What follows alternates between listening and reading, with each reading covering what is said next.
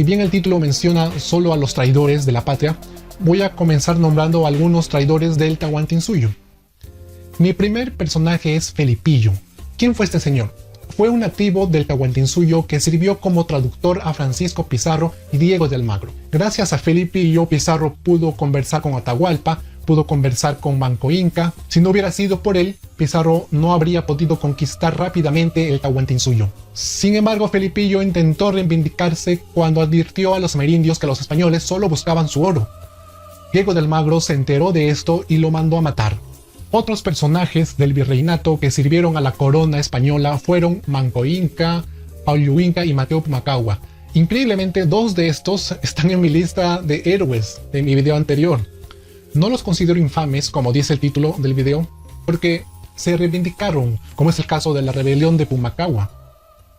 En la etapa republicana tenemos a José Rufino Echenique, quien fue presidente del Perú en 1851. Él, a través del tratado conocido como la Convención Fluvial, donó a Brasil 80.000 kilómetros cuadrados. Es este pedazo que ven aquí. Es un territorio que dividió opiniones entre muchos historiadores, pues no se ponen de acuerdo acerca del por qué sucedió eso. Ese tratado es el más controversial y misterioso del Perú hasta el momento. Otra persona que lo consideran traidor es Mariano Ignacio Prado, porque siendo presidente y director supremo de guerra, se fue a Europa en plena guerra del Pacífico. Dijo, venga, hasta luego, y se quitó. Teniendo un cargo en la guerra, se esfumó. Luego aclaró su salida diciendo que se fue para agilizar la compra de armas. Oye, si eres director supremo de guerra, no puedes dejar tu cargo, por más que el Congreso te lo autorice. No debes. Ahora vamos con Pierola. Para muchos, Pierola figura como el más grande traidor del Perú. Les cuento, cuando Mariano Ignacio Prado se ausentó en diciembre de 1879 en plena guerra con Chile, Pierola usó su ausencia como pretexto para sublevarse y llegar al poder. Hasta ahí normal. Pero durante su mandato abandonó a los ejércitos de Tacna y al de Arequipa. No les envió refuerzos, ni armas, ni ningún aprovisionamiento. Los dejó a su suerte. Y todo porque él dirigía a estos ejércitos, era su rival político. De esta forma, Perú perdió la batalla de Tacna y la de Arica. Luego Chile invadió Lima, destruyeron Chorrillos y los saquearon, desmantelaron las bodegas de vino y se embriagaron de manera desmesurada. Entonces Andrés Avelino Cáceres pidió permiso a Pierola para atacar a Chile en esas condiciones, así borrachos. ¿Qué hizo Pierola? Le denegó el permiso, aduciendo que Chile había solicitado una tregua ese día. Así se portó Pierola con el Perú. En agosto de 1882, el general peruano Miguel Iglesias se rindió ante Chile y colaboró con ese país para la redacción del Tratado de Ancón, en el que se entregaba Arica y Tarapacá. Pero Andrés Avelino se opuso a la firma de ese tratado porque tenía la convicción de derrotar a los invasores. Sin embargo, Iglesias, cuando asumió la presidencia, desautorizó a Cáceres e incluso felicitó al enemigo cuando nos derrotaron en Huamachuco. Por estas acciones, Iglesias es considerado un traidor. Ahora hablemos de Augusto Leguía. Se le considera como el presidente que más territorio regaló a países vecinos, o sea, un entreguista.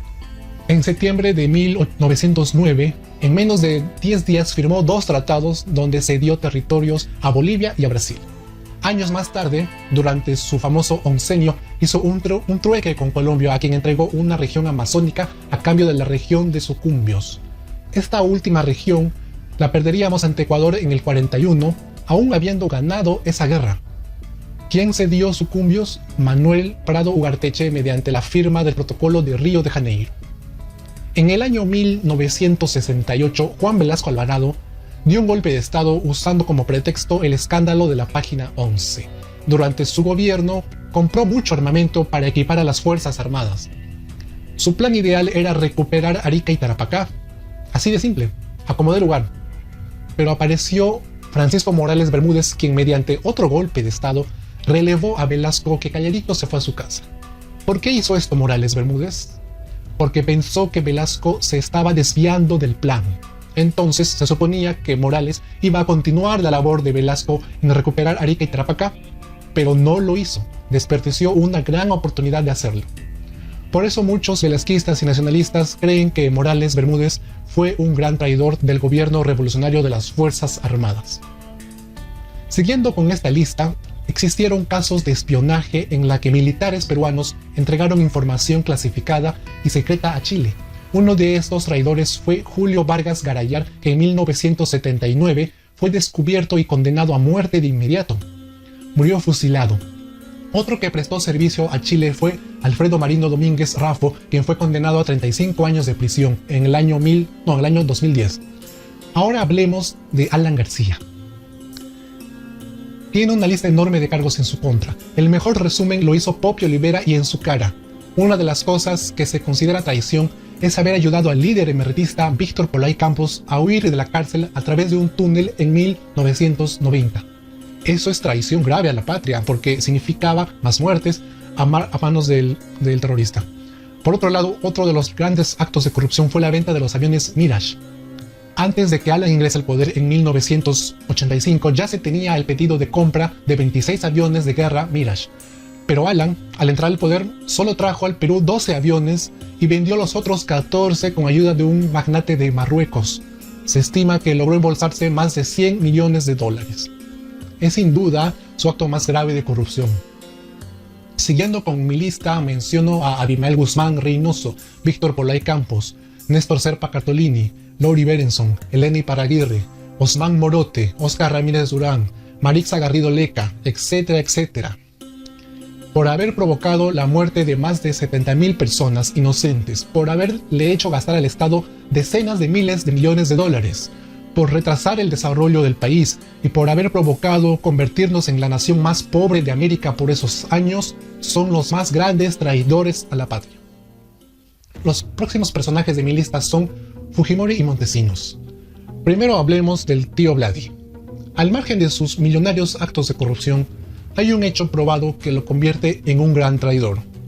Durante la guerra del CENEPA, Argentina le vendió de manera ilegal armas a Ecuador. Entonces la embajada del Perú en Quito, al darse cuenta de este tráfico de armas, comunicó a Montesinos, quien era jefe del SIN. Pero el DOG, lejos de prevenir a nuestras fuerzas armadas, se comunicó con la Cancillería ecuatoriana para pedirles $2 millones a cambio de su silencio. En plena guerra del CENEPA. Ahora, ¿qué traición cometió Alberto Fujimori? Más allá de que haya robado o matado, existe una investigación que ha comprobado que Fujimori frustró la captura de Abimael Guzmán el día 5 de diciembre de 1990, lo cual retrasó la captura del líder senderista en 2 años, porque todos sabemos que se le capturó en el 92.